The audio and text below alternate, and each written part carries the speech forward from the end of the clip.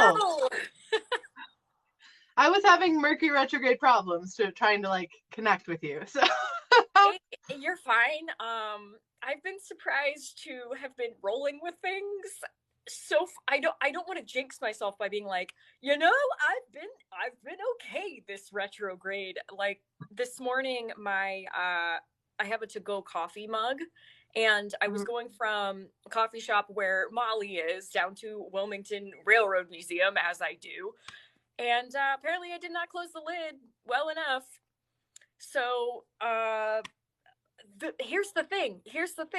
So here I was being like, okay, my computer now needs to be cleaned. Cool, noted. And then the other thing was, I was like, but wait, it needed to be cleaned anyway, and it's not harmed. Great, that's Mercury retrograde. Yep, 100%. I had a very similar experience. I was at the grocery store, and it's like, you're in a tank top, so I'm envious, but it is like snowy and icy here. So I'm like wheeling my cart around the glaciers that exist in the parking lot, trying to get back to my car with my cart way too piled up with groceries because everyone in my family has different dietary needs. Go figure. So it's always a ton of food. And I hit this hidden grate, and the groceries just go everywhere, all up into a mud puddle, just completely scatter. But none of them were harmed. They were just muddy. It was like boxed things or things in bags. And so like it was fine, but I was like, okay, slow down. I get it. Like, thank you, Mercury. We'll do that. But that's been my biggest event of the retrograde, other than just like minor tech stuff. Yeah. Oof. I was right on board to say something that had to do with exactly what you were talking about. Oh, the tank top. That's it. So it so happened that my house, which is new, and when I say new, I mean like new to us because it was built in the 1920s. It has heat today because it was like 53 today as a high, though it's recently been more like 30 something. And the heat is all up on the top of the house, and the bottom of the house actually feels nice. So I'm like, I stripped off layers on the way to like turning on my light. Nice. And I'm like, I need fuzzy sweaters. I have a scarf over here. I'll be warm. It's fine. Yeah, well, see, and that's the thing. That's been like the typical thing for me. Like I've been taking consultations and stuff online, and like I'll get on and I'll just be covered up with all of this stuff. And I'm like, hi, it's casual Friday, and I'm just Super trying warm. to be warm. Oh, here's a question. Okay, because this happens with me when I'm channeling. Like I heat up sometimes. Do you have that ever happen? all the time. All the time. I'm also currently like, this is my office space. Like it hides my clutter. It's really cluttered behind this thing, but it's fine. This is my office space, which is also up in the attic. And after I channel, I do all of my readings up here, that kind of thing. I'm always so warm. And the second I go downstairs, I'm like, oh, no longer. But it really generates it. And if you also notice, if anyone on here, who's watching has had a reading before with anybody, if they're doing any sort of energy work on you or really tuning into your energy, you might feel that heat up sensation as well, but like by proxy from the psychic or medium or energy healer, Reiki practitioner, whoever you're doing that with. It's just like, if everything's made of different vibrations and we're vibrating more because we're channeling in or going deeper, it's going to make you warmer, just like working out. I also found, and perhaps this is part of that process as well, when I am actively grounding and I'm pulling up that energy from the earth, it's like part of this was in taking your, what is it called? It's the 7-day activation. Sacred channeling, yeah. Sacred channeling. Yeah, part of that was when I feel like the core of the energy. Wow, words great today. Good. When I feel the core, I always feel like sparkly warmth because I never get down into it, but it's just like warm enough. And I'm just like, perfect. So like if I can think about it hard enough and just focus on it, I can stand outside and otherwise make myself warmer. I just, I have to work on me not complaining instead. It's like, it's effort though. Like it takes effort to get there. And like that level of focus for a long amount of time is not easy. to disassociate from the physical needs of warmth, to go into Right. the spiritual and then force those into the physical Right. needs. To pretend to be warm for long enough that it's like you're pulling it in and then you get to be warm because you've done the work. But in the meantime, you're freezing. Right. Yeah, basically. That is something I did a video on, because a while back I had this thermal imagery of Rupert having his arm around my shoulders, and you could see that where his arm was actually warmer than the rest of my body. And I thought about That's it because, cool. well, here's the thing.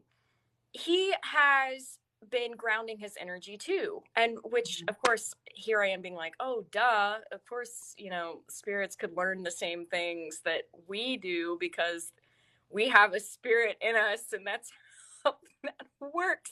But I didn't realize like he had actively been focusing on grounding himself and grounding his thoughts primarily for his mental health for a while, and then he was like, oh, I can develop, or I can create warmth.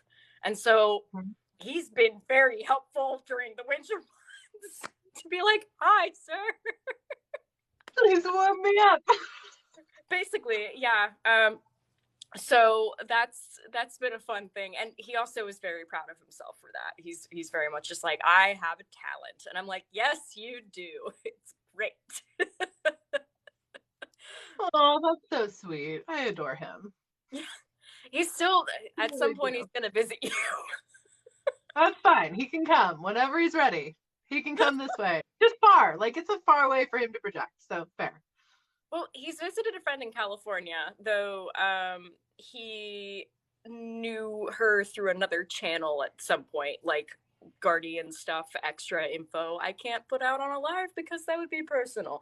Not to me, but to the person I'm talking about. So I'm curious to see, because I know in our line of work there's a process of, you know, like getting in the space, inviting the spirit and that sort of thing. I'm curious to see if he, like, once there's a time set up so that he's not just like rolling in at some random point, if he can just show up and be like, ah, there's the energy through the conversation and that's where you are. Like, I don't think, yeah, like I'd be interested to see if he would need assistance or not.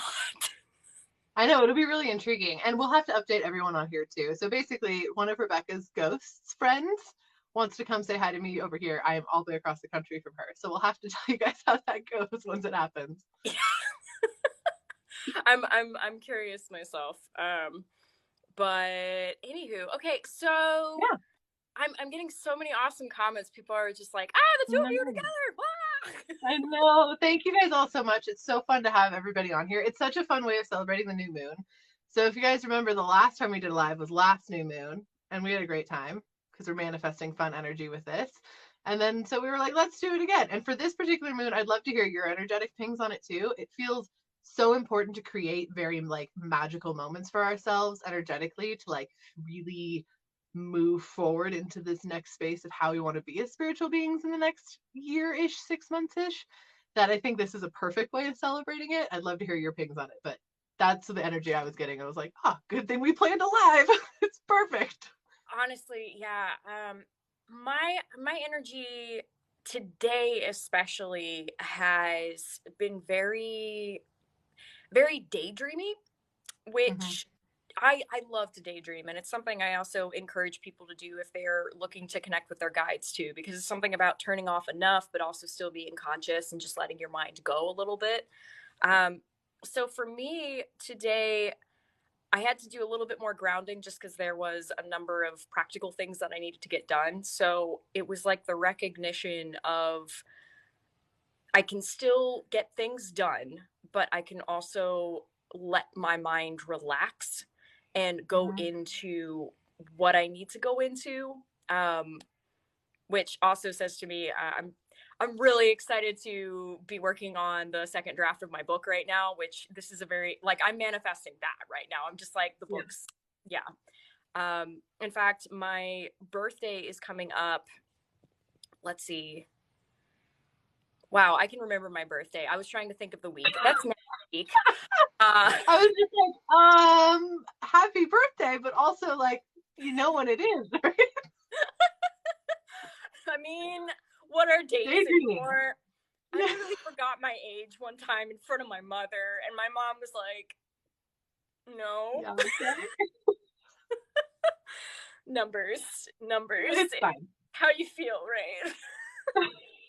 Um, anyway, for my birthday, like that weekend, I've got some light plans of like going to see my family and my hometown. But for most of that week, I'm gonna take off work. I'm gonna take off everything. My birthday week is going to be me writing, and I am so excited to have that time.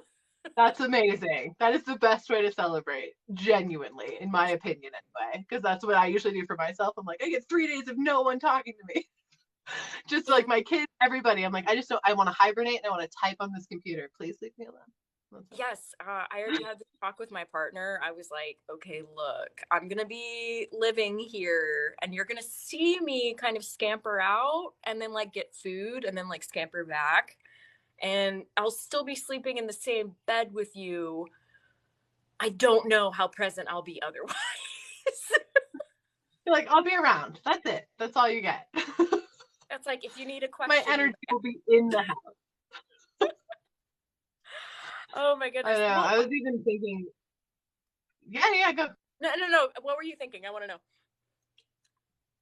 Oh, well, I was just thinking too. I was this week looking at different times to like go to like rent an Airbnb and just like be by myself to write, or like travel to some other place for no other reason other than to just like be by myself and write in a hotel room, just to have like a movement of space to write. Because similarly, I'm working on a new book and it's a lot, and I'm like, okay, I need to be like in a new location, which I sometimes get that same way. It's like that same squirrel feeling that you're describing, where you like want to squirrel away snacks and like hide in a hole, but I want to hide in a hole that's like not my hole, so I don't think about cleaning anything or doing anything else. Yes.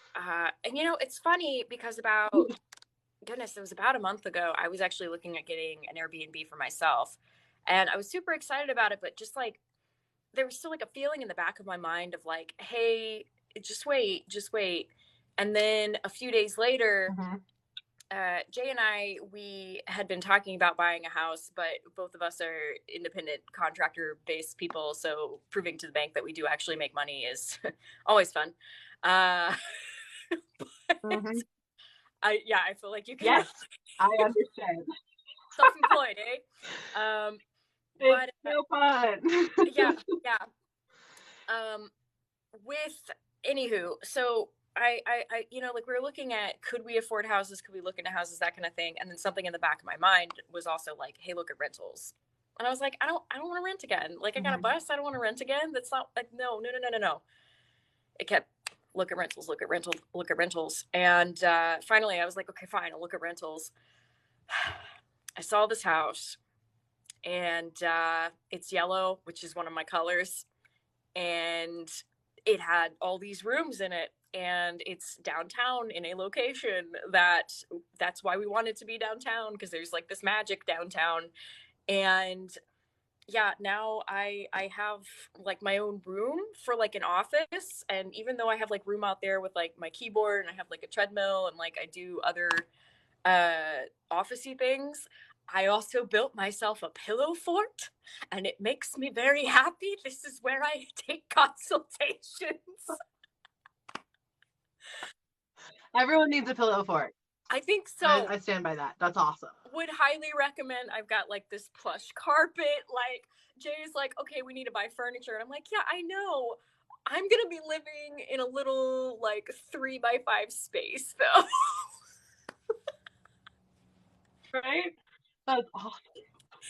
I love it. I love it. Good job. That's exciting though. Or how do you feel about not being in the bus full time then and having another rental? So I really do miss the bus. I miss it so much. In fact, we still have a number of things still back there. Like it's still parked in the same spot. The thing is, though, there were some serious growing pains as things started to pick up. Goodness, it was like very sudden where I just had consultations because I was just like, people want to talk about ghosts, and I will happily talk with people about ghosts, you know. And then I started actually doing channeling stuff. And anyway, but like, um, with that, I needed space to be able to take online calls. And that's really hard to do in Yeah. such a tiny place. Like Jay was being wonderful. He would just like leave for 4 hours and like do something. But then as both of our work started to pick up, we were like, we need space. Like we need space to do this. So Mhm. the bus was a great I mean, it answered so many things for us. I think part of the reason why I miss the bus so much, besides it like being cozy and I enjoy small spaces, is that Jay and I grew so much in the bus. I grew so much as a person. Like that was Jimothy's first home. Like he lived on top of the bus, and that was a joke. Like just so That's what much. I was gonna ask next. Is like, what did the ghost think? So now Jimothy, like the funny thing with this house is there are no hallways. You just walk through rooms because it's an old house and everything is just chopped up into a room. And yeah, he has like a room that would otherwise be a hallway but is a room because it has all these doors. We were like, you know what, we will give you that space. We have more space than we know what to do with at this point. So he like is so proud of it. Like we've had people come over who can also perceive spirits, and he'll like walk up to them and be like, ha, I got a room, do you want to see it? It is just ridiculous. Oh, that's precious though. I love that. He's very proud. He's I love that. All for getting ghost room. my goodness. Uh, Poor thing though. We actually, at the time when we were viewing the house, I was trying to figure out if we had like actual house ghosts while we were here, or just like during the viewing. We found out later Right. that they're here. But the reason why I didn't pick up on them before was because when Jimothy like ran in the house, he was so excited about it, like he scared them off. So like he runs up the stairs and Oh they like flip. no. So they're back now. They're really nice. Poor We really house like them. ghosts. Okay, well that's good. Especially in such an old house. Yeah, well, Wilmington, honestly, when I didn't think that there were ghosts in this house, I thought something was wrong. Like that's how haunted Wilmington is downtown. So I'm happy to know that nothing was wrong. Jimothy just managed to scare them off temporarily. They're not scared anymore. Perfect. Perfect. um Anywho, okay, I have to pull up my notes because I sent you questions and I was like, oh, these will be good, and then I realized they were all on my phone, so I have to use my laptop. Okay. uh, Works for me. um let's see. Oh, because we were talking about the full moon, and I saw some comments on there as well. Generally speaking, because I don't want to get too like personal, what are you manifesting for this full moon? Oh, it's a new moon tonight. But That yeah, so oh, tonight's sorry, new moon. this is me No, you're good. figuring words. Oh, God. yeah. No worries. So with tonight's new moon, a couple different things that I'm working on manifesting. Kind of genuinely like next spiritual growth steps, if that makes sense. Because just like everybody else, like even though I'm channeling and I do this as a job, like I always want to be like, oh, and what's next? Like, what is the next space I'm opening up into? And they haven't been, because my guides have been very cryptic on purpose because they like fucking with me, to be genuinely honest. They haven't been giving me a lot of clarity on that. So that's why I was like, fine, I will dedicate a lot of my manifestation to that specifically this time. So those kind of next steps, and also just really getting clear on how I want my life to feel in a year or better. So like if it, whatever feeling feels the best for me, what I would like to call in, how I want it to look, or better in the next year or so. So yeah, that's kind of what I'm focusing on. We're also trying to buy a house this year in a California market, which is a lot. So that is another thing that every single time I throw that in there, anytime I manifest anything, it's like, also a house, okay, bye, thank you. So we'll see how that goes. What about you? Well, one, I wish you the best on this. Absolute best on this. Thank Also, you. well, oh, poof. Wait. Yes. Okay. Here we must slow down words Wait. to be able to speak properly. This is such a great time for speaking in retrograde. I was gonna say I was listening to Alchemist I know it's kind of Inkwell. weirdly laggy too. So. Yes, it is. Mhm. I wonder if I turn off. I'm gonna turn off my Wi-Fi and have it switch to my service and see if that does anything. Okay. We can also try like popping in and out again if we need to. Okay, how is that? Is the lag any better? I think it's a little bit better. Okay. Oh, maybe not. Happy retrograde, everybody. Oh, we can always like refresh too. You want to come out Actually, and come back in? I think that it just seemed like it got better. Did we just need to acknowledge the retrograde? Maybe it's just us being like, hello, we see you. Please don't mess with us. Maybe. I was saying that I was listening to Alchemist Inkwell, your podcast with Krista Lynn. And if folks are wondering more about the new moon and like things to do and like that sort of thing and how to go about it and like a larger perspective, highly recommend all of you listen to that. You can fit it in tonight and understand more. And that also allowed me some more perspective as well on what I wanted to do. So as far as, by the way, here's Mira. She says, hello, what are you manifesting? Hello, awesome day. My tent has been... There has been infiltration. Invaded. Yay! Hello, goodbye. Okay. So yeah, as far as manifestation, wow, everybody is just in this today. And the cat. You get everybody. Yeah.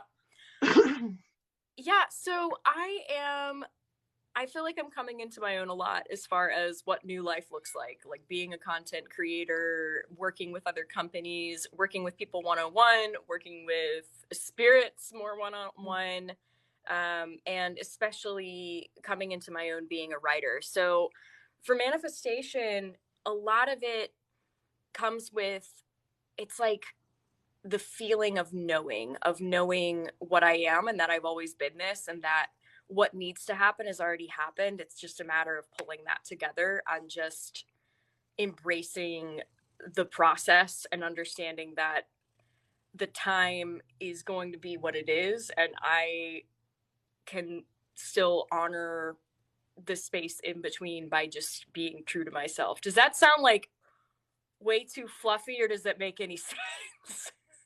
No, I get it. I totally understand what you're saying. That makes a lot of sense, actually. Okay. It's the combining of all parts of yourself and like reconciling all the pieces in the meantime. Yes. Right. Thank you. Yeah. Your word is great. See, you're great. So are you. Oh. But yeah, for anyone out there, if you're wondering what you should be manifesting tonight, I did do a whole video on it, or you can check the Alchemist Inkwell podcast. That has a whole lot more information, more in-depth information about it. But yeah, tonight is really about thinking about how you want your life to feel over the next year, what you want it to look like over the next year in a very deep way, as far as like energy-based stuff, less of like tangible things. You can always manifest everything, but as far as a focus, if you want to focus, that's what I would focus on.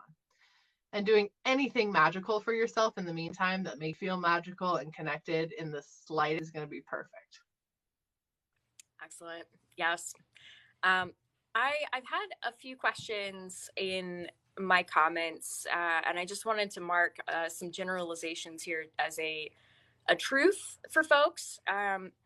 Now, Emily, you're welcome to contradict me if you can. You've been a lot more spiritually open for longer than I have, because a lot of you know that I did this thing because I was scared of my potential for a very long time. though I'm getting some like random questions that I'm not going to call anybody out, asking for confirmation on, like individuals asking like, oh, is my so and so family member who's passed around me right now, or oh, is this true, or is this going to happen to me? Personally, I do not answer such questions on lives because I find it far more important to have a one-on-one conversation with somebody in a quiet space where there's not literally 200 people who could mess with that frequency. I want to be sure that I'm being honest specifically with what I'm doing. You're not going to see me do the kind of readings where I go live and I pull, tarot cards or use a pendulum to answer random questions. I want every experience to be authentic and to be truthful so that I can tune in specifically with somebody's energy. What are your thoughts on that, Emily? Very, very similar. So I definitely don't do live readings with a large group going through, mostly because when I tune in and channel for someone, I'm predominantly tuning into their spirit guides, higher self, and energy field, which is a lot of combination to put when there's a whole lot of other people in the field. The other thing with that is I don't feel it's fair to give a quick tertiary answer on the top of someone's question and just like pass it off to them and leave them to interpret anything else that might come up.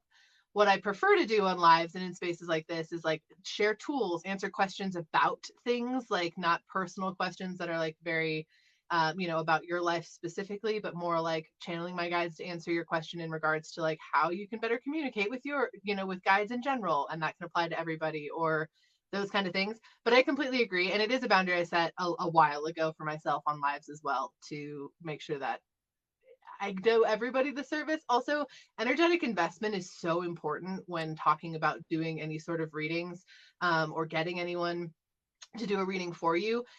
Live stuff, even though it's the energetic investment is a little bit there with like attention, essentially, I find it incredibly important that trust is shown through an exchange of something, whether it be coffee or crystals or money or whatever it is, because it is so important that you are as equally invested as the person who is doing the reading, which is the other reason where I'm like, I don't do it on. Yeah. There's a very donuts for dinner feel when I see people answering random questions live. And here's the thing, just because we don't want to connect that way, and it is a want, it's not like a sitting here being like, oh, I can't tune in. It's more like we once again want to have that connection with somebody on so many different levels because the individual matters. So yeah, when people do that immediate kind of answer stuff, I'm always just kind of like, okay, or you have your own power and you could ask your higher self. Absolutely. And with that too, I am constantly tuning into my guides, so I have them always talking like back here. So even when I'm on a live, I'm still channeling them. So channeling them to help guide me while I'm doing this, and channeling someone else's when I can just give you the fishing pole to fish for yourself as best as I can. Because everyone can do this stuff. Like, we're not exceptions to the rule in the slightest. We are just showing it the way that we show it, but everybody can do psychic stuff. People are saying that they can't understand. Can it be lagging too bad for you? I look normal on my end, so I don't know. It's a little spotty. Your vision is your vision your visual is lagging a little bit, and then like the words come in a little I'm That's so weird. Yeah, well, I can move around maybe. No. We're doing our Mercury retrograde. It is what it is.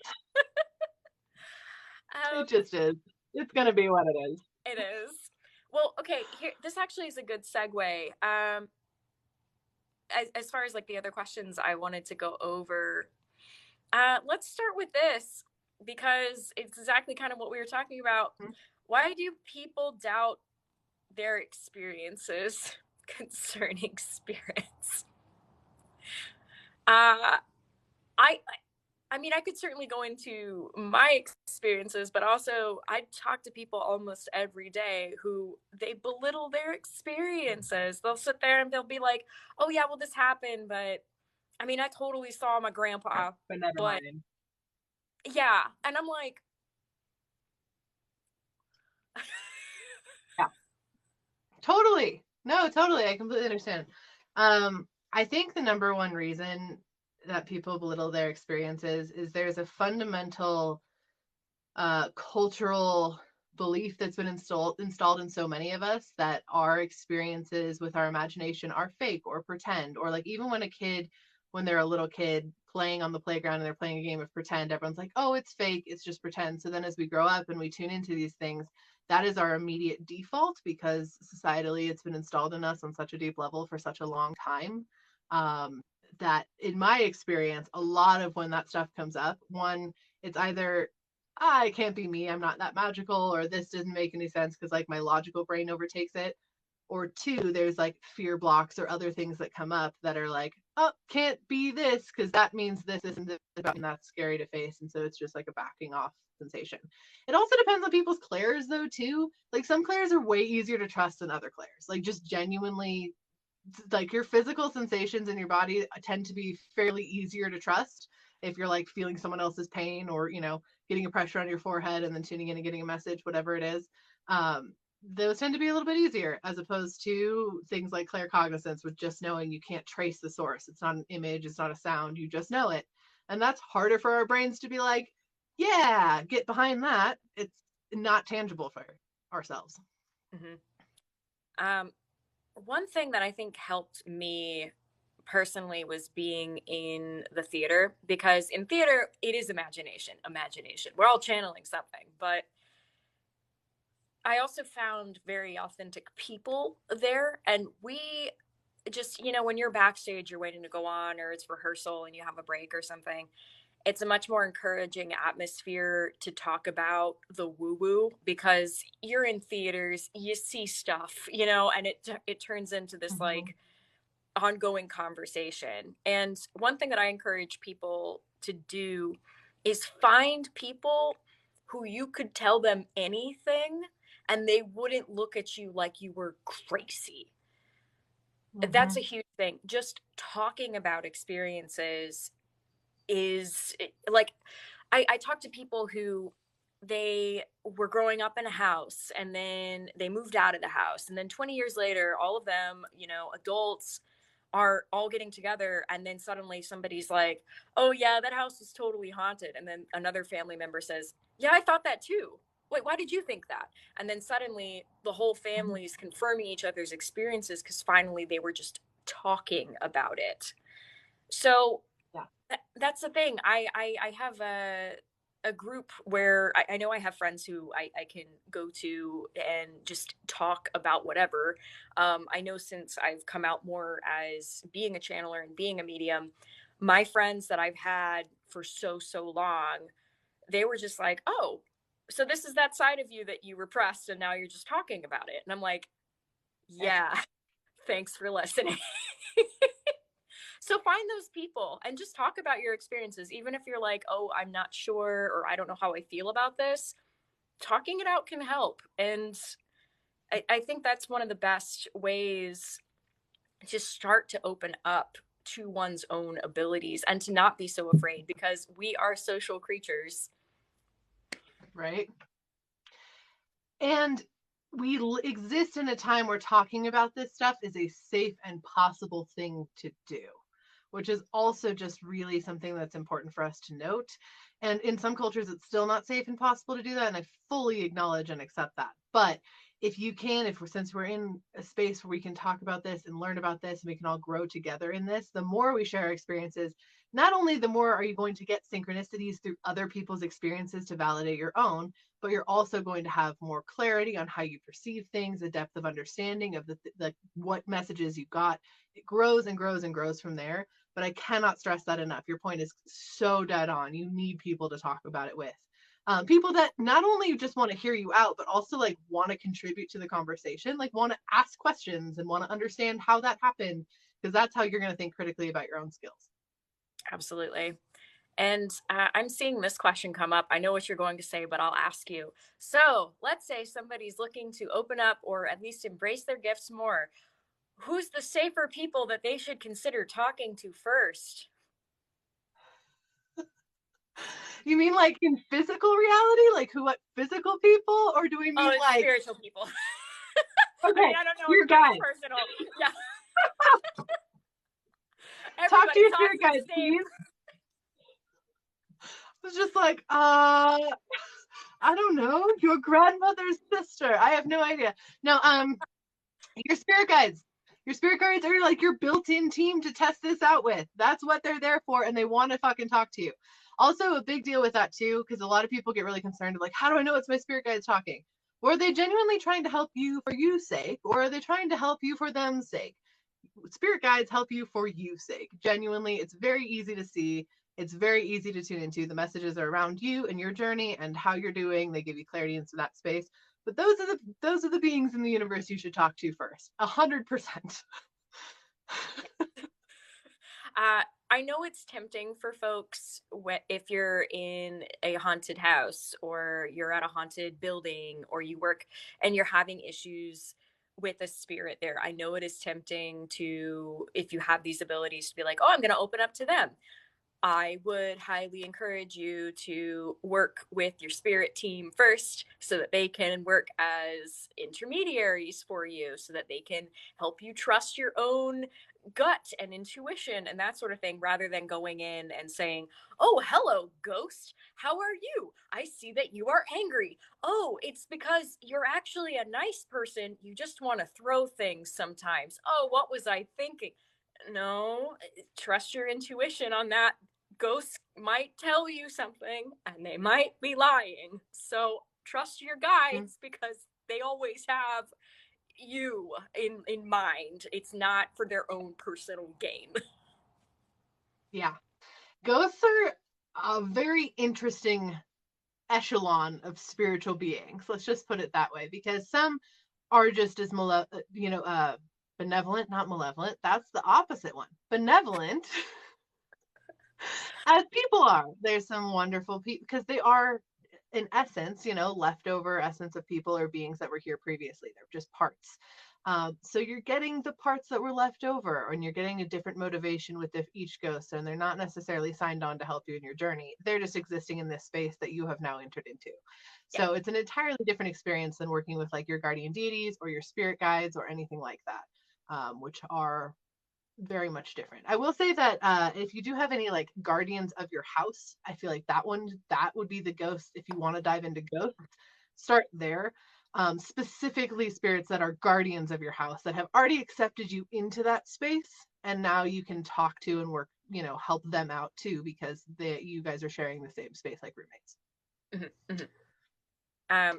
That also brings up a good point, because I don't remember if I did this video or not a little while back talking about guardians of space, how you can have a guardian of a house, you can have a guardian of a city, of natural things like rivers and mountains. I've run into spirits that travel with storms. It's fascinating, just the amount of care spiritually that's out there for people who, if they just tap into it, they're like, there's so much. Yeah, no, absolutely. They can be guardians of all sorts of things. And if you look back, like many ancient cultures acknowledge that in various different ways.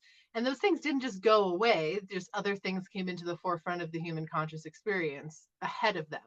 So now it's just us tuning in and being like, wait, these things are still here and they didn't go anywhere. And, from that space. Same though, I've felt many like guardians of the forest or guardians of just a specific area. Literally guardians of like a lamp post on the street once, of like they like that spot. There's no reason really, but it was that spot that they really felt passionate about, so go them. But there can be guardians in tons of different spaces. So when you tune in, you definitely will start noticing when things like intercede into your space of channeling and being like, oh, you're connected to this area. I get it. Okay. Mm-hmm, mm-hmm. Something to mention, on a recent video, I talked about Rupert coming across the more guardian spirit, and this is the more human guardian spirit, not the like higher spirit, if we will, at the Bergman Wright House. The Bergman Wright House is one of my favorite houses, period, in the world. It is so haunted. There's just so much going on in there.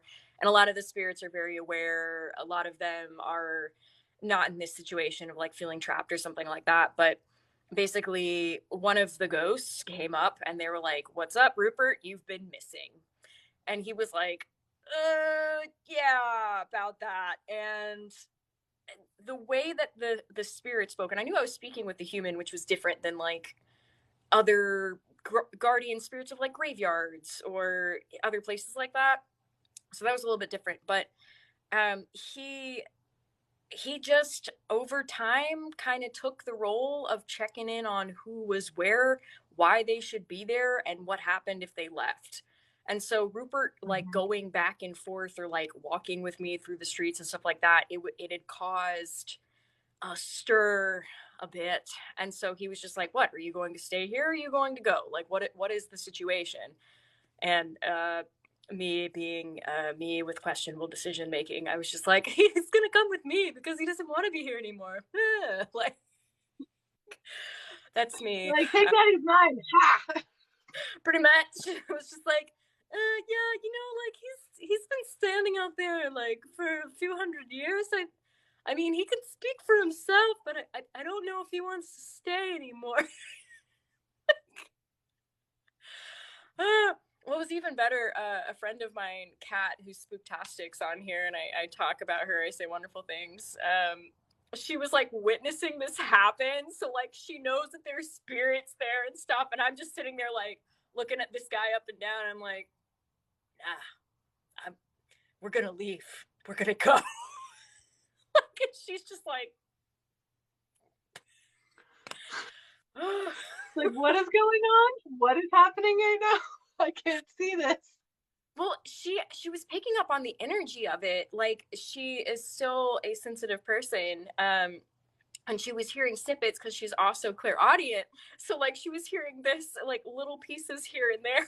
Then like we left and she was like, "Okay, I'm gonna need you to fill in a bit more of what happened, because what happened?"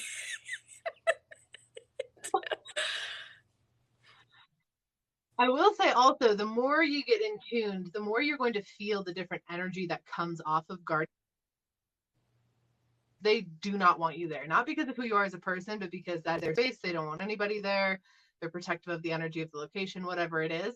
Sometimes it's a lot more welcoming. Like, think of like grandmothers welcoming you in for like cookies. It's like that energy of like, yes, come hang out and be here, and we want you here.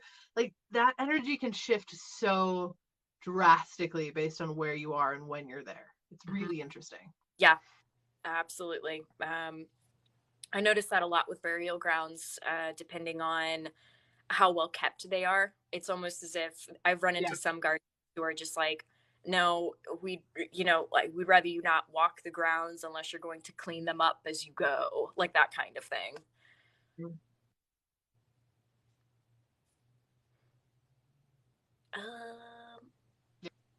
Especially around here, if there's fire, I'll usually go out there and be like, "Hey, is everybody okay? Are we mad at each other? Like, what's going on?" Like, talking to the spirits there, the entities there, the protectors there, because there's been a wildfire. It's been totally ravaged. And half the time they are now super angry and they do not want anyone out there at all, cleaning up or not.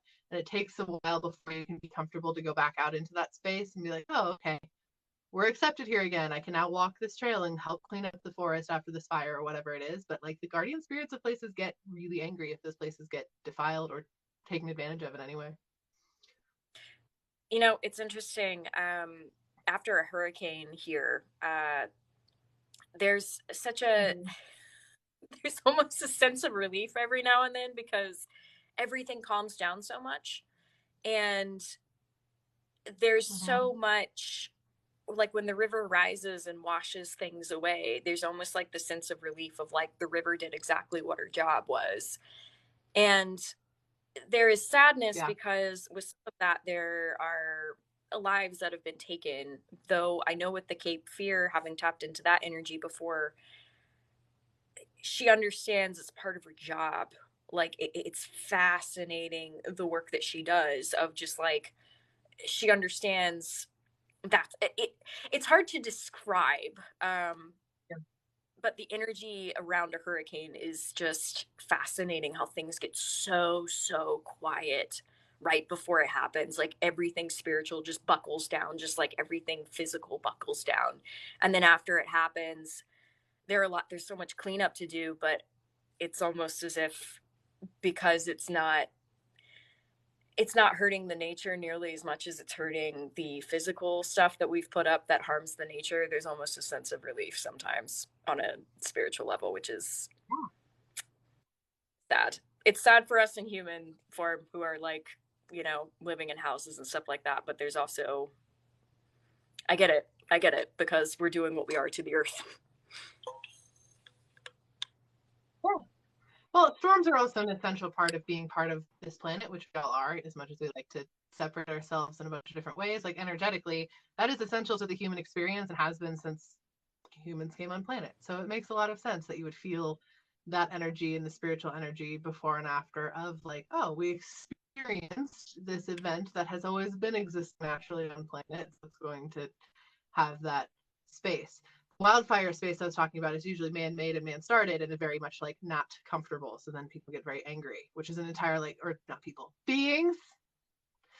Sometimes they're dogs. Like beings, different energies, whatever energies are out there actually get very riled up based on like that level, which is a whole other energy thing to experience. But yeah, I appreciate that too on the level of the storms, of like feeling the different guardian spirits as being like, okay, well, that happened. It wasn't great, but it happened, but are good. Like it's nature doing its course, which is really impactful. Yeah. And I'm glad you bring that up too, because I guess the point that I was trying to make is that it is very different, especially when it's, as you were saying, caused by humans.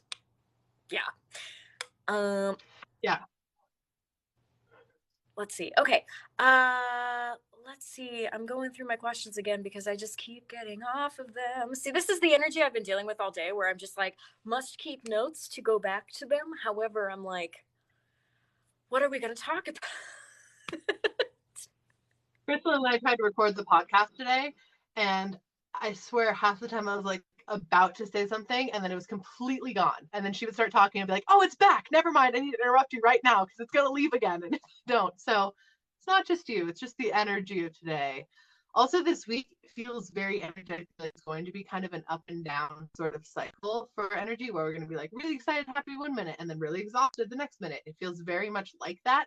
So I would just encourage everybody, if you're feeling a little bit of the spaciness that we've brought up, to like definitely intentionally make lists and those kind of things this week as we navigate some of that weird energy that's kind of coming in. I would encourage people to stare at the wall, and I'm not even joking. This is actually for mental health. I read an article from the New York Times on it. It said, if you just need a break or you need to reset, maybe take that note of, I need to do this when I come back, but set like a timer for 10 to 15 minutes and just stare at a wall. Apparently it's magic. I can say it's magic. It's so simple, it hurts, but it's good. Yep. Hey, I mean, that's a form of meditation. There's so many different forms of meditation. I don't know if you get this question. I get this question of like, how do you meditate? I'm struggling with meditation. It doesn't work for me, all those things. Meditating can happen in so many different ways. And if you're not a passive meditator where you sit there and stare at a wall, or you can close your eyes and clear your mind, or close your eyes and go somewhere, whatever it is, then you might be an active meditator. Maybe you meditate when you're in the shower, or coloring in a coloring book, or washing the dishes. Maybe you need to talk out loud in order to get yourself into that state of meditation and comfort, so that you can like release any built up energy that's been jamming you up before you meditate. Like there's so many different ways of doing that. So I love like stare at a wall. That can be helpful too. You're not doing it wrong. You're just not doing it in a way that's probably the most aligned for you. Mm-hmm. Real quick to head off a little bit, because somebody wanted to use all capital letters to comment, tell us how to talk to guides. And I just wanted to say, hey, just talk to them. It's gonna be my answer too. Start Just talking to them. There is no rules when it comes to talking to guides. Maybe use less capital letters. I don't know. Right. they're there for you, you're there for them. So coming with like a mutual respect and understanding is essential when you're talking with your guides. But I will literally go to my guides and be like, should I have a salad for lunch or should I have a sandwich? And whatever pops in my head first, I'm like, cool, that's what I'm going with. Or, you know, it goes deeper than that. There's other ways that you can do it. I know I have a lot of videos on my page about how to do it and a lot of different ways that you can. So I'm not going to get into it here as much because this will take a lot of time. But the first step is figuring out what senses, what ways do you perceive energetic information, and then from there, how you can apply that to communicating with your guides and getting the answers you're seeking from your guides, etc. Does that make sense? Yes. And I've been watching your videos. In fact, late to this live because I was like, oh, it's another video I want to watch from like her words. So yeah, I do recommend, if you don't already follow Emily, please do so. You are able to take subjects that many people have made way too complicated for way too long, and you put them into bite-sized chunks that make them very easy to understand. It's a playful element of it. You encourage people to be playful about themselves opening up, and it should be, because it should be fun. Yeah. Like, why else would you do this? Right? Yeah, no, if you're not in like getting joy from it in some way, if it's not feeling like joy or excitement or inspiration or fun, then there's really not a lot of point. And also, you're just going to block yourself further because you're like treating it like a chore and no one wants to do this anyway. So like, don't do that. It should be fun. Also, it should be easy. That was the big thing when I really reopening my gifts. It was after an abusive relationship. And everything had been hard in life for so long. I absolutely refused to accept that this was going to be another hard thing. So that is where all of the like, let's make this as easy as possible comes in. Is it doesn't work for this reality that we're in now. Like, how hard things used to be is no longer effective, especially after the pandemic years. But even post then, it has to be easy if we're going to do it. It has to be comfortable if we're going to do it. Not necessarily in the space where it shouldn't have a challenge or it's not a learning curve, like nothing like that, but more of like, we should be eager to try it out because it doesn't seem like something so daunting we can't lift. Yes. There was a little lag. That's why I waited, but yes. I wanted to move to a question. Okay. So how would you suggest that someone react if a friend or loved one were to come up to them and say, hey, I'm having this supernatural experience? Okay, the best possible way to react is to be like, cool, tell me about it. Like, genuinely, cool, tell me about it. Because so often that someone is built up in their head, it's so scary to come talk about their experience that they're having in the first place, that if they're bringing it up, they're in the space of being vulnerable. It is literally your space to let them exist in that room of vulnerability and to express all that they need to express about this, with you being a kind and compassionate listener, regardless of your beliefs on it, regardless of your thoughts on it, anything like that. Like, if they're having something going on and they trusted you enough to talk to you about it, whether it's a kid or an adult, it doesn't matter. Just ask them questions about their experience. They're not looking for your advice unless they ask for it. They're not looking for your judgment unless they ask for it. It's just a place for you to show up and be like, tell me more. That's it. Yeah. Wow, it's like if somebody comes to you with anything that might be even mildly concerning, it's like, just listen. I'd say, like, create a safe space. I talk to a lot of parents who have children who are having these experiences, and at first there are a number of parents who are like, there is no monster in your closet, sweetie, that eventually go into so the monster in the closet, like, it scratched you last night, and then they have to look for resources and that kind of thing. So whether it's like, that's the thing, for small children, they are close to spirit. They have experiences. For those who are parents out there, please listen. You don't even have to believe in the monster in the closet, but coming from someone who had a monster in her closet, who made me very uncomfortable, and eventually even made the child who moved into my house growing up uncomfortable. I I just wanted to feel safe, you know? And I don't hold this against my parents at all, because I was also having trouble communicating my needs, and it was the 90s and we're all figuring things out. We all had our own problems. Though, please, Yeah. for anybody, regardless of their age, if they're coming up to you and you can see that it's already hard enough to try and communicate, whether they're afraid or embarrassed or whatever, just listen to them.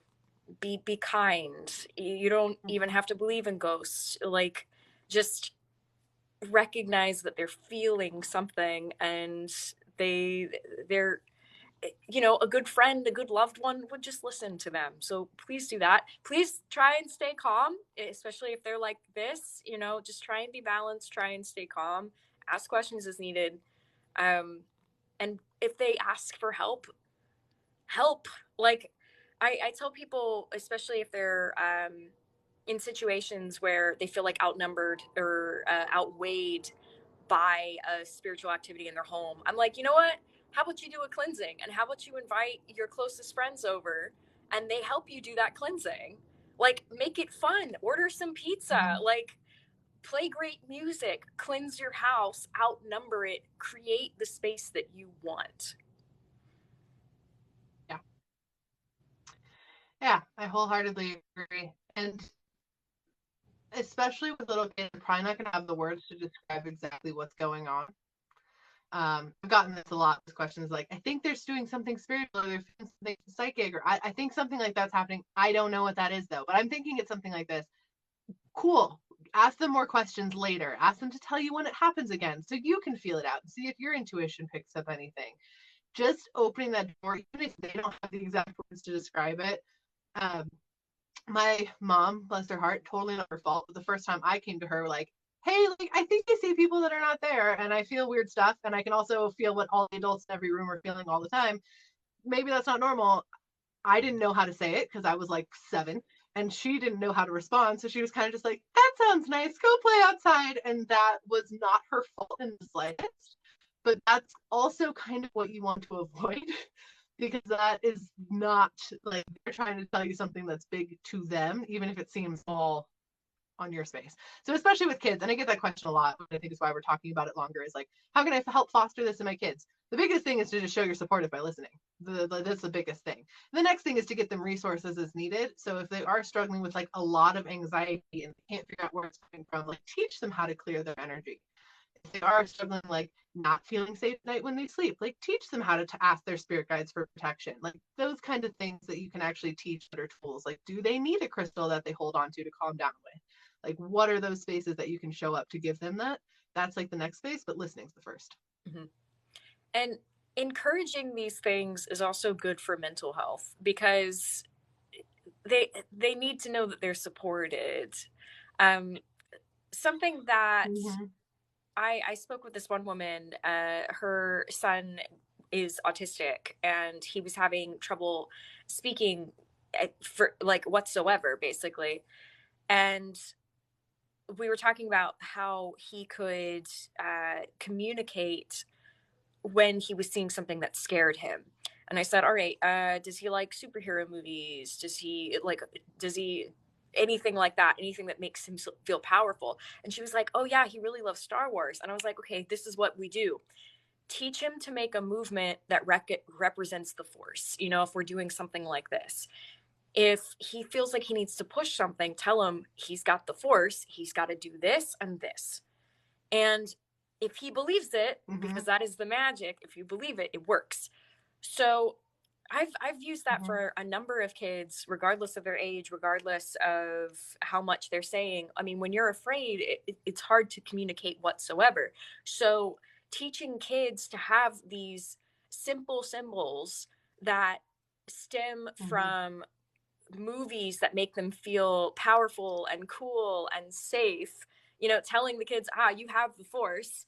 Like, that way you as a parent can also see if they're, you know, struggling, then you can come in and also do the force, or like whatever you do. Slash, I don't, is it this one? Is it this one? Is it, it's one of these. I'm not a Star Wars person. I'm a Lord of the Rings person. So unfortunately, like that. See, I love that. That's another thing. I would totally give a kid like a staff and be like, and like put a crystal on it and be like, all right, next time you get afraid, you just run and get that staff and be like, you shall not pass. Right. This is what I mean when I say high vibration fiction heals the world. This is like a tangible example. Oh my goodness, absolutely. See, I did use that once on a ghost. He wasn't dangerous, but he wasn't respecting my boundaries. I had just been to a very haunted spot, and he was just like, oh, I'm gonna follow a pretty girl home. And I was like, no, you're really not. You're really not. And I had like this big staff with me at the time, and I like drew a line on the sidewalk, and I was like, you're not crossing the line. If you cross the line, you're gonna be dissolved. The guy was like, oh. That was it.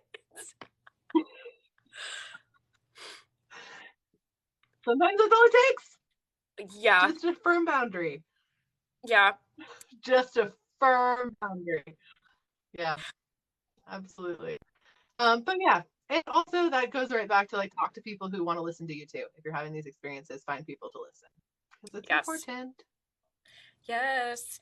I think we went through my questions somehow. I guess this is how the new moon is working, where I feel like I'm just everywhere and yet somehow things were accomplished.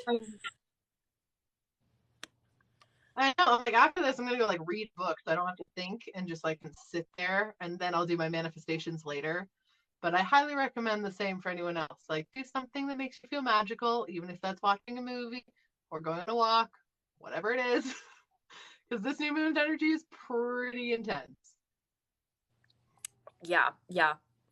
Oh, and drink water. That's something I have to remind myself, because I have maybe not been as much as I am going to continue to do. Yeah, I could do an entire live just on like how magical water is and how much you should drink it. So please drink water. Drink water. It's super important. Yep. Well, I'm good to keep talking, but I know we initially agreed to an hour, so I will leave it to you. I could go for another 30 minutes, but I'm not upset in either way. What are you feeling? Yeah, I'm okay to talk to. How's the lag on your side? People just keep commenting that it's lagging, and I don't know if it's just me or what. You're lagging a bit, but I still understand everything that you're saying. And it seems to be, because I'm reading the comments, people are talking about the lag, but once again, I'm still understanding everything. Okay. I'm down to keep talking. I just wanted to make sure it was like not just horrible for anybody listening, because it's so bad. To me, everything looks normal on my end, so not laggy, but I don't know. Yeah, that's the thing. I'm understanding you fine. Yeah, a lot of people are talking about it being a little bit jerky. That was a good word. They're saying that on mine it seems a little bit clearer, which is interesting. Maybe it's because when my signal goes to yours and then it shoots out, it's a little meh. But hey, here's the good news. I will be posting this on my YouTube as soon as I get it back. Here we have a Mira appearance, who just had water. If anybody could hear, she understood that. Go, Mira, go. Yeah, she's very It's funny. good. I don't know if anyone else experiences this. How often does she notice when you're channeling? Like, does she react or like change her movements? Because it's so funny to see how animals react when you are channeling. The energy is totally different. So I need to start writing down the subjects of when I'm especially working with new people, because they're very used to Rupert and Jimothy. They don't really think much about them anymore. They still are very aware of our house ghost. We also have 3 ghost cats that Roger regularly plays with, and it's hilarious. So with them, when it's like ghosts, Mira she makes this kind of like, and like she'll look at the ghost and be like that's what she does. Oh, And so I'm regularly had to be like, you're safe. Just because he's standing there doesn't mean that he's dangerous. And she's just like, oh. And Roger, he will just stare. Though, like, what I was saying, I need to pay attention to what the subject is of when I'm taking consultations, because sometimes Roger will sit in my lap for the duration of the consultation and then just leave. And then sometimes Mira will come in and sit. In fact, there was this one guy, it was someone's grandfather who I was channeling, and I actually made a video about this. I forget if I posted it yet, but he was basically like, I don't believe in any of this. And I was like, that's fine, but I'm still talking to you. And he's just like, yeah, I don't believe in any of this. What are you, a witch? And I'm like, that doesn't matter. I'm not, but it doesn't matter. Right, that's not how this works. And then, like, the funny thing was, Mira popped up and she sat near me, and he looked down and he was like he gave off the energetic, like, I like dogs, even though he didn't say it. And I was like, so you like dogs, eh? He was like, yeah, dogs are fine. And so the way I confirmed what I was talking about, or who I was talking to with the person I was with online, was I was like, so he likes dogs, huh? I start going in because he's also having some mental imagery of, like, dogs that he had when he was alive. And I was like, this dog, this dog, this dog. And then I told the person, like, hey, they don't really like me, which is fine. Like, I'm fine with that. And they were like, oh yeah, that guy, he would have hated you. He was not into witches. That was not part of his belief. And I was like, Great, okay, thanks. Thanks for booking. Like, cool. Love the warning. Okay, here's a question for you. Have you had that happen when either you're talking to someone's relatives or you're talking to someone's guides and they just look at you and they're just like, judgment? Yes. So sometimes people have such strong protector guides that I'll, like, go in to do an energy clearing, because I always start all my readings with an energy clearing, and they will be like, what are you doing here? Like, full stop. Who are you and why are you coming into this space? And my question is always like, why haven't you been paying attention to the last 10 minutes that got you here? Like, I'm here to clear the energy, no malevolence. You can double check what I do. Like, I don't care, but this is what it is. So that is, like, often what I'll get if people have very strong protectors for whatever reason. They'll be like, make me stop first and, like, do kind of energy check. I have gotten a couple, especially past loved ones specifically, who've been like, who are you and why should I talk to you right now? Like, no. And I'm like, okay, well, I can tell you what they look like. They don't want to talk to me, though. Yeah. Occasionally, the worst culprits is if someone has any sort of energetic attachment that is like a negative entity, and I have to go take that negative entity off of them or separate them or send that negative entity to light or whatever it is that it in a particular situation, they hate me, which is fine. But that definitely is the most anger that will come through, usually from any sort of celestial or spiritual being. Yeah. Wow.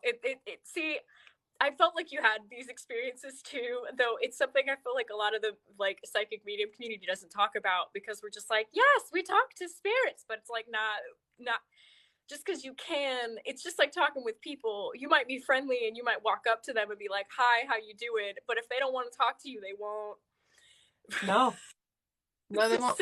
Or this is the best one, where they'll come in and they'll, like, look you up and down, and you'll ask them a question and they'll give you, like, 2-word answers. Like, not enough to actually give you clarity, but enough for you to be like, they're talking, they're saying this every time I ask. Do you want to try asking a question? Maybe they'll respond to you. But I can see them, I can tell you about them, I can tell you the way that their voice sounds, all those things, but they're just being like, no, yes, I don't know. And you're just like, okay. Glad you're there. I've been tested by some spirit guides before. Like, they'll send somebody else forward. Sometimes it's like someone's pet. They're like, oh, hey, here, try this one. And I'll be like, oh, this is what I got a dog. I don't think it's a guide, but I'll go into the description. And then the person will be like, oh, that's so and so from like 10 years ago. That is so cool. And then the guide kind of walks through and they're like, I sent the dog. I wanted to see if you were real. And I'd be like, hi. Right? Yeah, absolutely. And it's not to say like I always can tune in and get something. It's not like they block us off completely where I can't be like, I can tell you about your guide for sure. I just can't always give you their messages because sometimes they don't want to talk to me.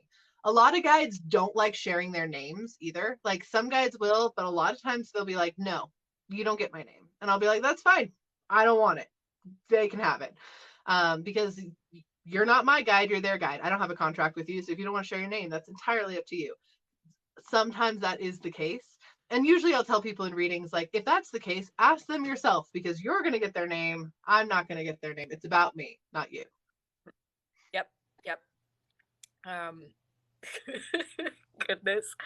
I was just thinking, this is kind of going back a little bit in the conversation, talking about pulling negative entities or energies from people. I did one, I think I did release that video. I'm getting all like mixed up because I have videos in my drafts folder that I haven't released yet, and I filmed them all in one day. There was this one who had been following somebody for a while, and they were so proud of their horns. Like they had these big horns on their head. And like, it's just like, cool. And like when they showed up, they were very much just like, you know, like very just almost like backlit with like, I could see like red behind them. Like it was like a red light behind them. It was like fog and stuff. Like there were theatrics with how this being was presenting themselves. And I'm just like, hello. Why are you here? Like that's wow. Like I literally just sat there and like the person's on the call and I'm just kind of looking off into like spirit land essentially. And I was just like, wow, you're really theatrical. It's like you're really proud of yourself. Wow. It's so many different variations. They have their own personalities too. I don't know where this belief comes from of like guides being just these like omnipotent, like peaceful angel-esque beings. Because like no time in the history of time have any sort of guides been peaceful or angel-esque in like a common rule of thumb. Like they're all different. They have different personalities and different energies they bring in and different like live experiences based on the lives that they've lived or the energy they bring in. And so it is always, the more you get in and get clarity on it, the more you're going to be like, wow, they have personalities that are very strong. Yes. And this is why you made a video a while back talking about like, how do you trust a medium? How do you trust a psychic? And the biggest thing about it was, I remember I shared your video and I tagged you and everything. And I was just like green screening, drinking coffee. I was like, drink the tea. Because when you are trying to connect with your own spirit team, it is important for you to be able to connect with who you're working with.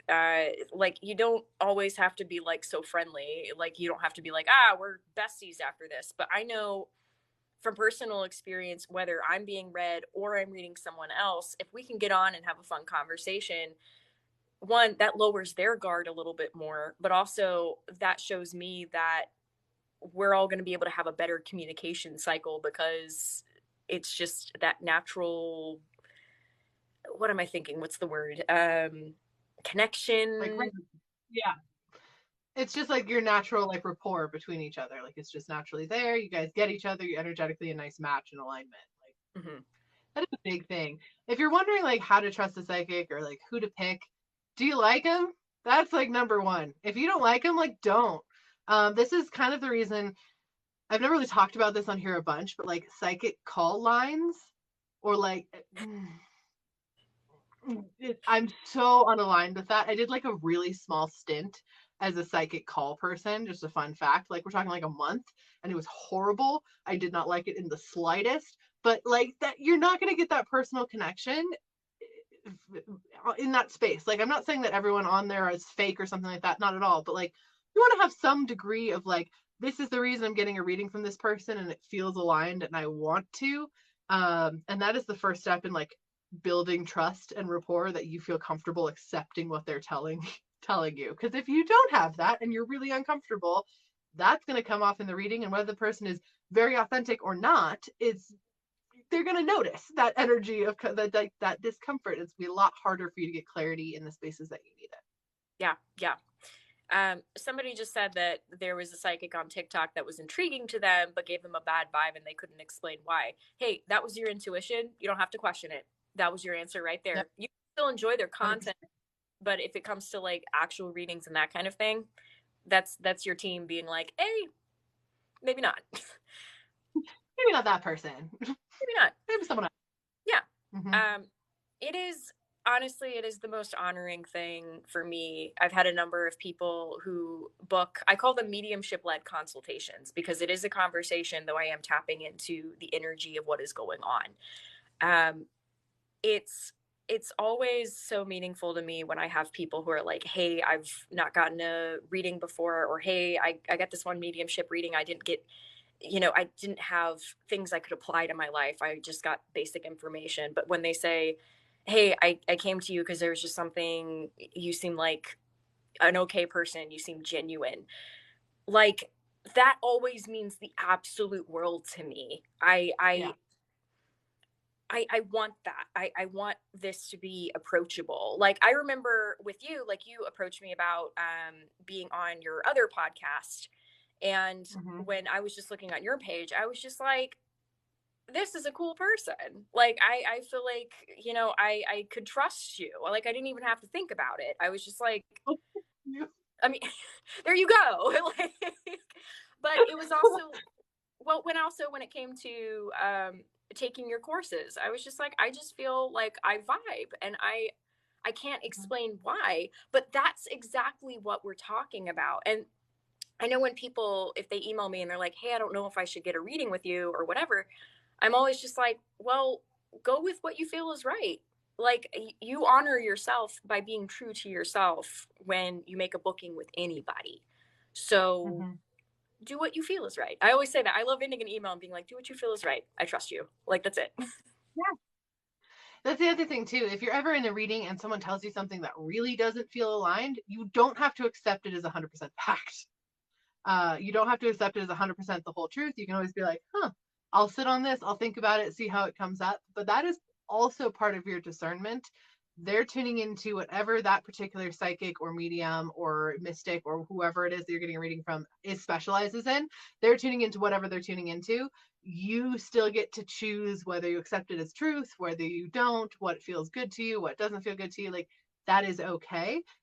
That's always like when I do the energetic forecasts of the week, or even like when I do the videos about like what you should manifest, I'm always like, this is a forecast, like, i.e. it might rain, bring an umbrella. Not so much a like, this is your guaranteed, you have to look for signs of this in your life. It's more of like, allow yourself to have this like ruminating in the background as you do your normal life stuff, so that when it comes up, you're more prepared.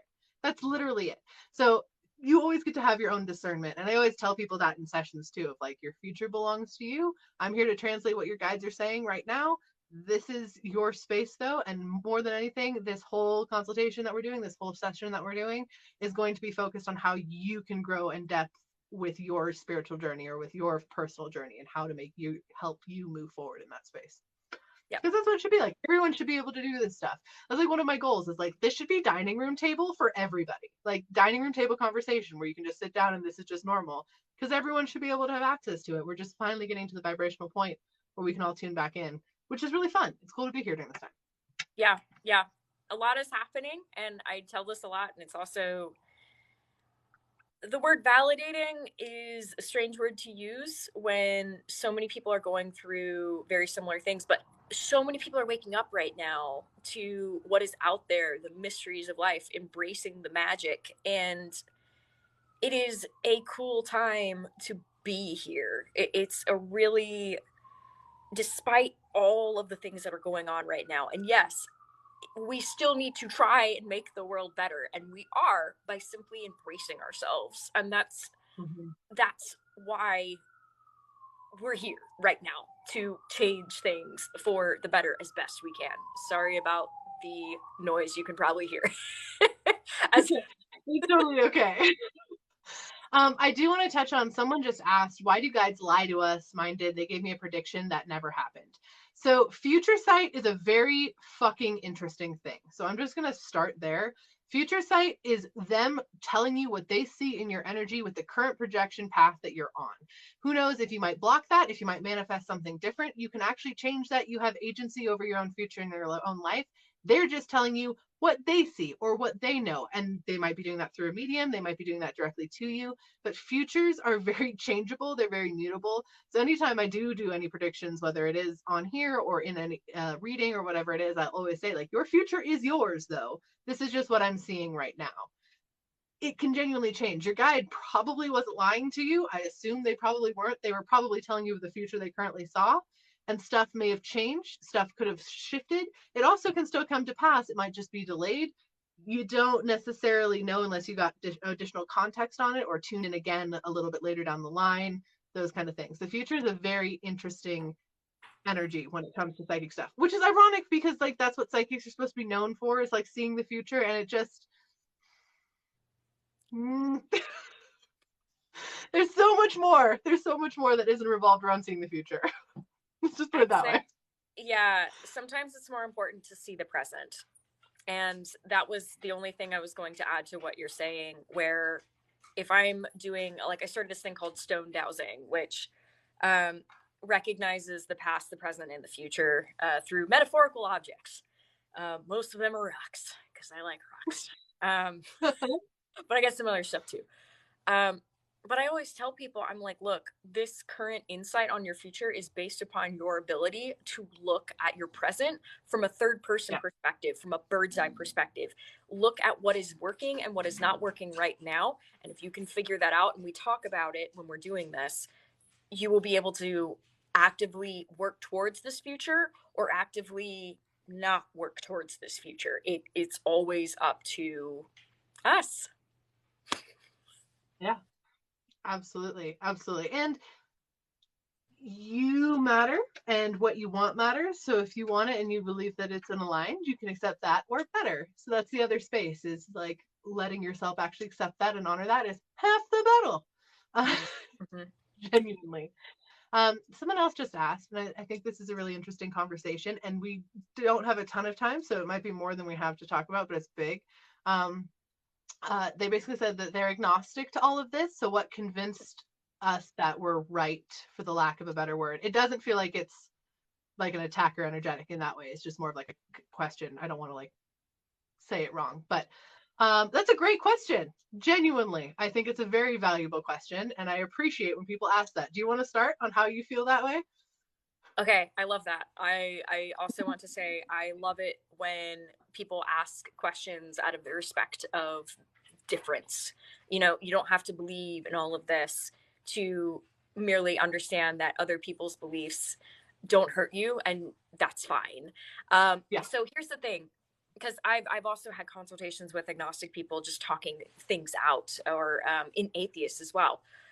And for me, in my journey, I remember I kind of came to this kind of precipice of a feeling where I had done my mental health work, or some people call it shadow work. That is mental health. It's with the idea of spirit sprinkled in. I had done that work. I had learned to accept who I was. I had learned to accept my experiences. And the feeling, it just felt like I was on the side of a cliff. Like, in my mind, I was on the side of the cliff. I could feel the wind, and I couldn't see what was down before me. And basically the idea was, I was like, you know what? I'm opening up to all of this, and I need to accept that there may be nothing there. Like, I need to accept that when I die, what if it's just black? I was like, I'm going to accept what I'm experiencing and what is happening right now, and understand that something may or may not ever happen. And then basically I went off the cliff. It was just like, and trust, because that's really what it was. I never put my beliefs on anybody. As far as like, you will not find me making any videos being like, you must believe in ghosts and here is why. No. Never. Because I Never, think ever. yeah, everybody's personal journey is just that. You're figuring things out exactly as you are supposed to through your beliefs. And that Yeah. is beautiful. My journey is not going to be like anybody else's. And I want to encourage the individual to have their journey however they see fit. Mm-hmm. Absolutely. I would completely concur. I could totally agree with all of those things. Also, it's a journey just like everything else. And there is no requirement to blindly trust or blindly believe in things immediately. There's also no requirement to master everything all at once, which seems to go hand in hand, where it feels like it's hard to tune in or allow these things to be a reality because you feel like you have to know everything about all of it before you even take a step into it. Not required. It's also not required that you're just like, cool, I believe in this. I now have to trust everything that happens and everything I see. I ask my guides even now to prove to me that the pings that I got are correct with validations, with synchronicities, or just to come through again, show up for me in a dream, all different things. So the truth of it is this has been my literal entire life of doing this for so long that to me it is the truth that is mine because I have had it proven and shown to me so many times over all of my lived life experiences. And if you're open and want that to come to you, like by all means, ask for it. There is no requirement that says you just have to trust and dive into it. And a lot of us are deconstructing that belief from childhood stuff too at the same time. So I just want to like highlight that too is your process is your process. You're divinely supported, however that works and shows up for you, and you're completely in your alignment. Yeah. And I'm really glad you brought that up because I often make that point to others as well, just to be like, hey, if you start having experiences that scare you, just pull back and go into what you trust, connect with your Mhm. guides again, and you can go forward at any time that you want. Um, when I say that my particular journey was very different, it's because I really did just be like, all right, let's go. And then I just dove. That Yeah. was my choice. And it also came from many years of repressing myself and saying, oh, this isn't real, or I'm not having this happen, or, oh, I need to make, money in corporate life. I need to move. I need to change. I need to be something else. I need to be this, that, or the other. Not enough. This is enough. And finally, it was just, I was at a place where embracing my spiritual gifts, what have you, mediumship, it wasn't just so much embracing that as much as it was just embracing myself. Yeah. I always say start with the little magics because those are the things that we don't acknowledge are actually magic in our life, are different like energy, psychic stuff. Also, I just want to commend again. This question is so fucking awesome. Like, thank you for asking it. I feel like it's really brave too because I think a lot of people have that resistance. So again, I just want to say that again. Also, your energy is lovely. But it start with the little magics. I always say like starting with keeping like you've taken my courses, so like a magical journal where you just start noting down, oh wow, like I was thinking about this song and then it came on the radio. I'm just gonna write that down. Or, I was having a really hard day and I asked a question if this was the right thing to do, and then I saw 1111 and then everything got better. Cool. Good to know. Or I had this really intense dream and then the next day someone mentioned something from my dream. Like little magics that don't necessarily seem huge, that also don't require you to be like fully trusting in all of their power.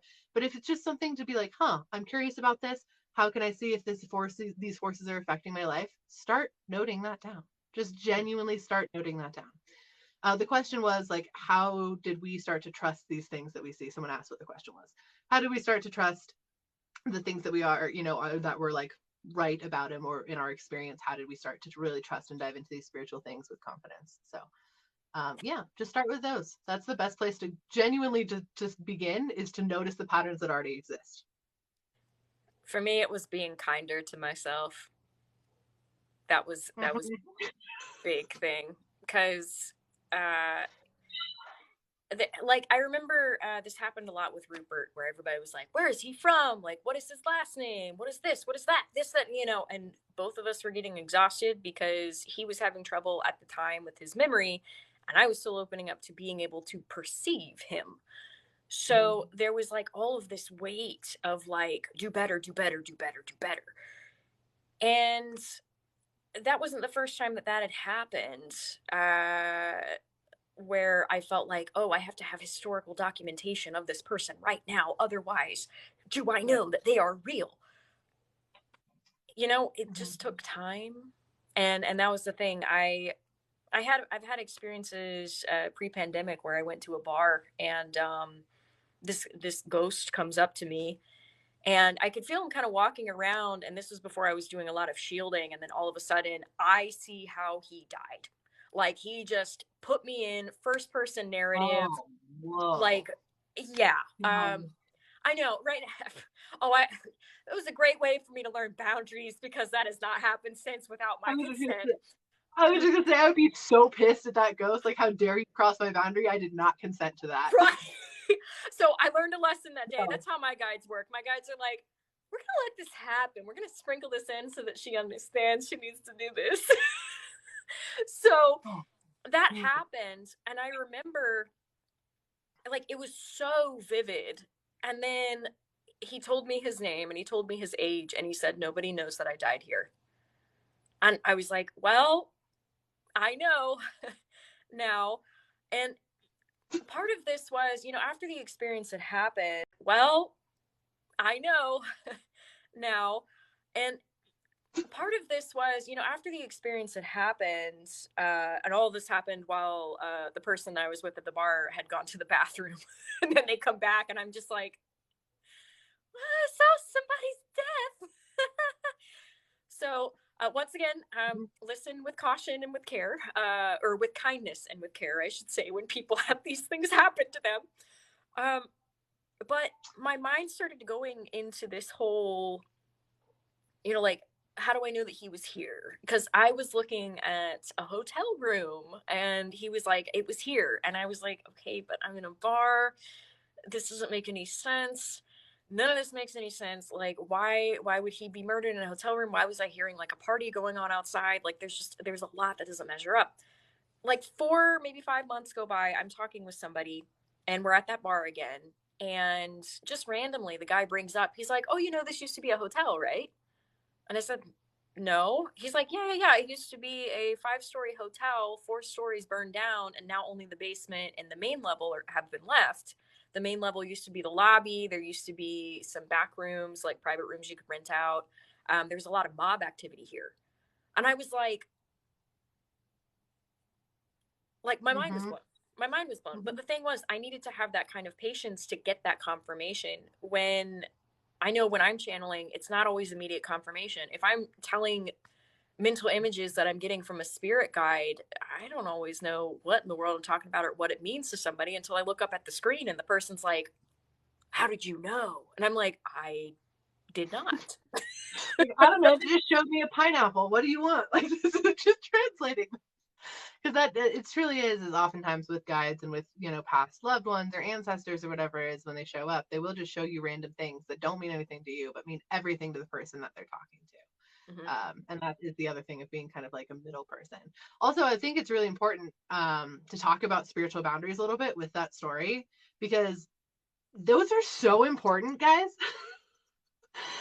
Your spiritual boundaries are just as important as your physical boundaries, and you can absolutely tell guides, spirits, whoever you're talking to or channeling, that you don't want to talk to them right now and they don't get to talk to you anymore, and turn that switch off.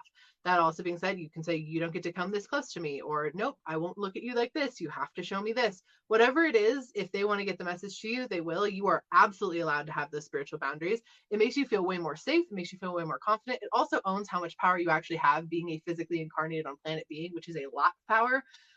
But establishing those boundaries of what you feel comfortable with what you're tuning in and channeling, is about a matter of like being really comfortable with yourself to be like, I'm good with these little baby steps, or I'm good with these big baby steps at these certain times, whatever it is.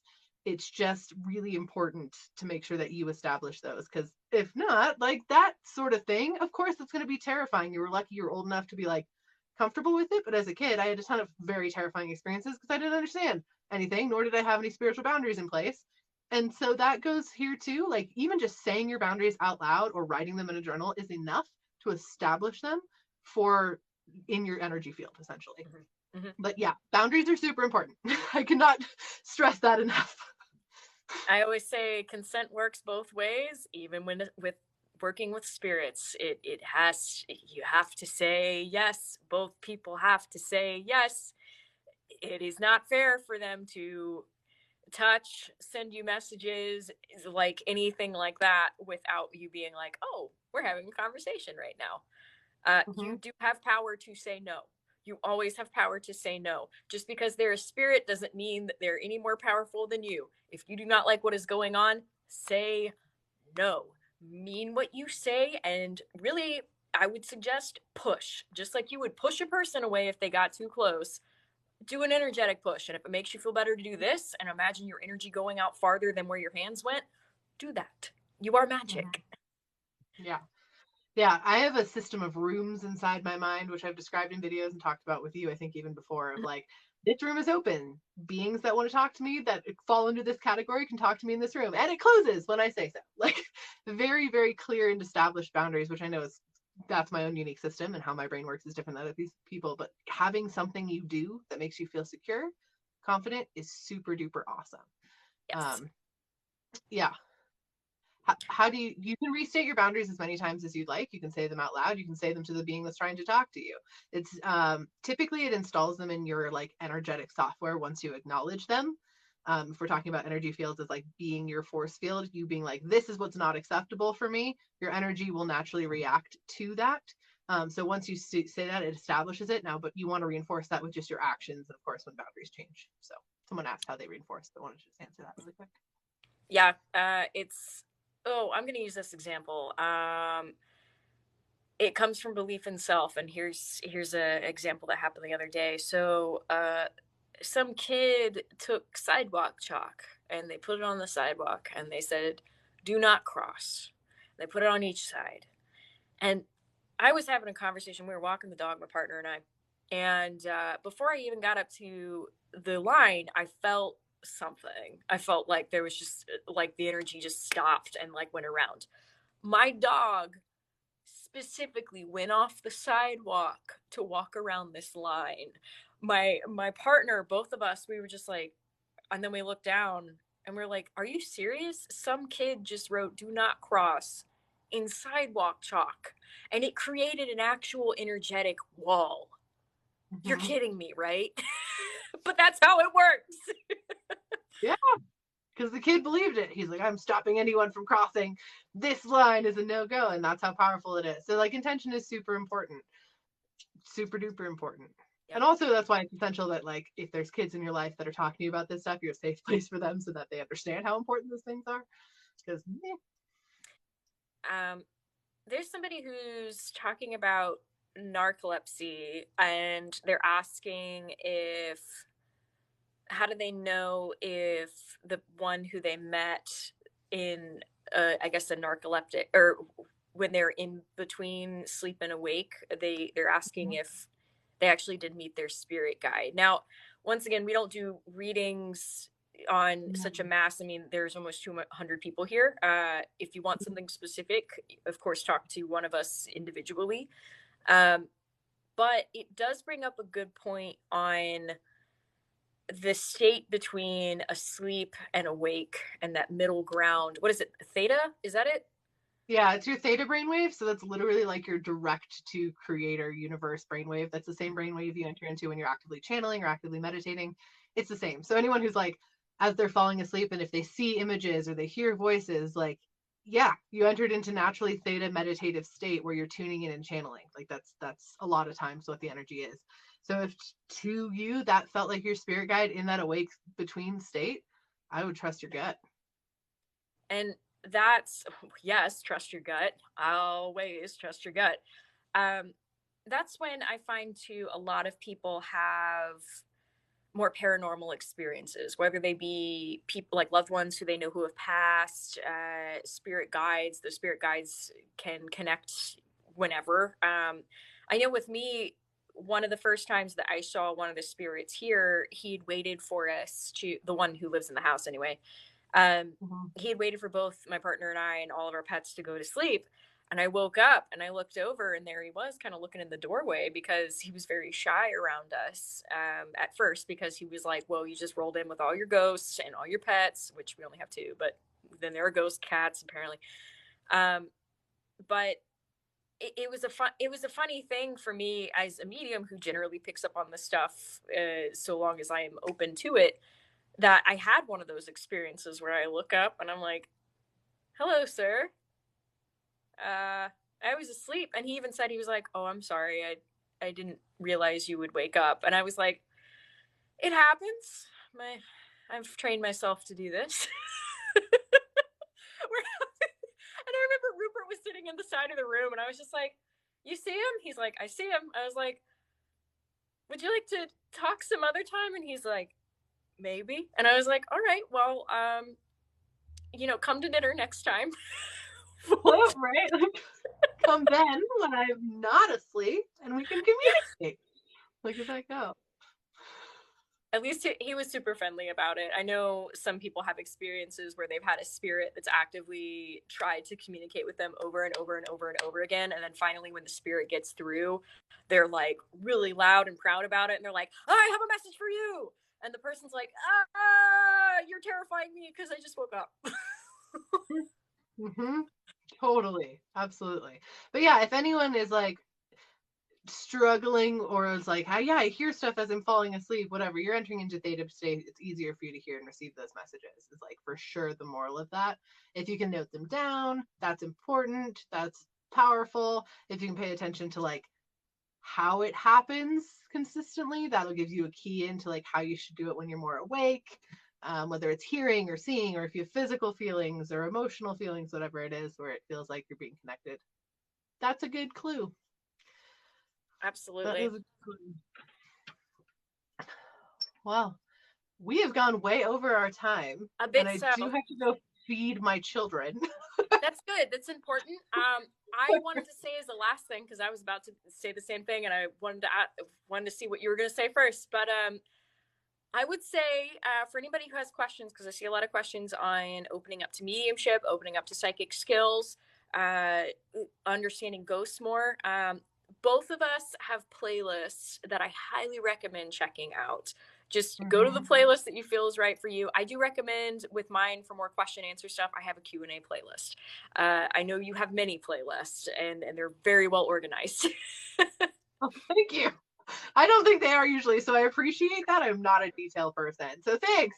Yeah, tips and tools playlist is what I have on mine, so it gives you like tangible tools to like help yourself navigate spiritual reality, things like shielding, grounding, etc. All of that stuff is on there, plus any other like Q&A tip, tricks, anything like that is in that space. But if there's something else, like comment on one of the videos and I will, we can one of my videos somewhere. If we don't have it, then I'm always looking for suggestions on other stuff you guys want me to talk about, and I'm sure you feel the same. And absolutely. And if you do want to talk to us, whether that's general talking or booking a reading of sorts or a time slot, we are on the interwebs. I trust that all of your links are in your bio. All of my links are in my bio. Do not trust scammers who offer you things through direct messaging. I don't handle any of my business through direct messaging because it's not safe. Send me an email. It is safer, or a contact form, or just book something. That's cool too. Yeah. I will never reach out to you in your DMs and offer you a reading. I will never tell you you've won a reading in your DMs. I don't do contests like that as pretty much a rule of thumb. Maybe occasionally I might, but it would be through email. Yeah, I don't do bookings unless it's through my website. Basically a rule of thumb.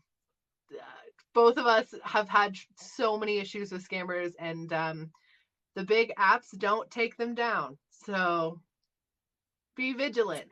I guess the moral of that story. But yeah, if you want to get a hold of me,